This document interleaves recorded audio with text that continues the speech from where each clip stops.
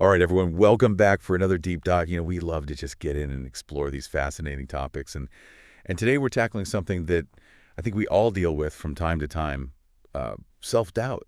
Yeah. That nagging little voice that tries to hold us back. And for this deep dive, we're going to be looking at the book Overcoming Self-Doubt, Believing in Your Potential. And right off the bat, Right. the book just comes out and says that, self-doubt is a lie. Oh, wow. And it's not saying like we're intentionally lying to ourselves, but it's really challenging like the root of those doubts.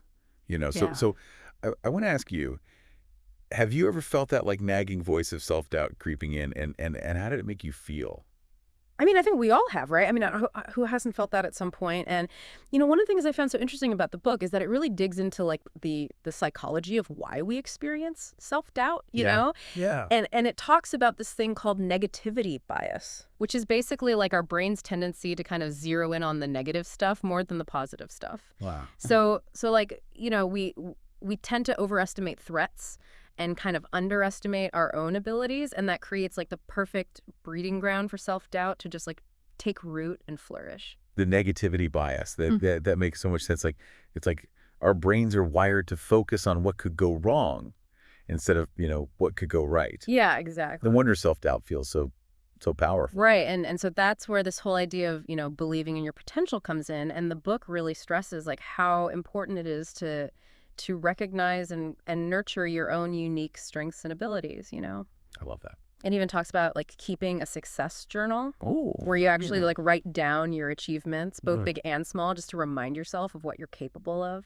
That is a fantastic idea. Mhm. It's like creating a tangible record of your own awesomeness to Mhm. combat that negativity bias. Exactly. Now, the book also talks about this idea of trusting the journey, right? Yes, and they use this really powerful analogy in the book. They compare trusting the journey to like navigating a winding path through a forest. Okay. You can't always see where you're going, Right. but you have to trust that each step, even the missteps, are taking you forward.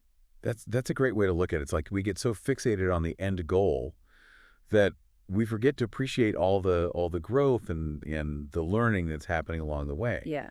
But but how do we actually start to trust the journey when when self-doubt is like whispering all these doubts in our ear, Well, the book offers a bunch of different strategies for kind of challenging that self-doubt. And one that I found really helpful is this idea of reframing negative thoughts. Oh, So it encourages you to actually question the validity of those self-doubting thoughts. Like really ask yourself, what evidence is there to support this thought? Or is there a Mhm. different, more positive way to look at this situation? So it's like taking those negative thoughts to court and demanding they show you the evidence, Exactly. right? It's about actively challenging those assumptions instead of just blindly accepting them as the truth. Right. It's about recognizing that a lot of times those negative thoughts are just like distorted versions of reality. Yeah. Okay. So we've talked about understanding like where self-doubt comes from, believing in our potential and trusting the journey.